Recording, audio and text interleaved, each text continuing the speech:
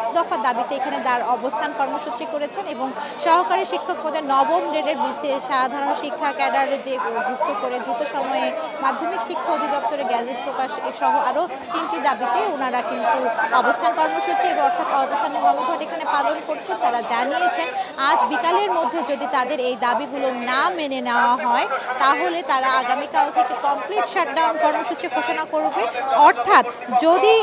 আগামীকাল থেকে এই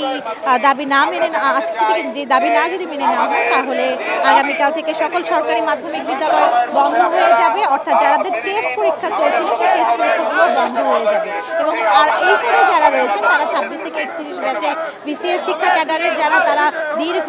এক যুগেরও বেশি সময় ধরে তারা কোনো ধরনের পদোন্নতি পাচ্ছেন না এবং পদোন্নতি না পাওয়ার ফলে তারা মানসিকভাবে যে দ্বিধাগ্রস্ত হয়ে গেছেন এবং যার ফলে কিন্তু আজ দেওয়ালে তারা জানিয়েছেন দেওয়ালে পিঠ থেকে যাওয়াতেই তারা সামাজিক সম্মানের খাতিরেই আজ এখানে অবস্থান কর্মসূচি পালন করছেন। তো এই ছিল আমার কাছে শিক্ষা ভবন থেকে সর্বশেষ সংবাদ।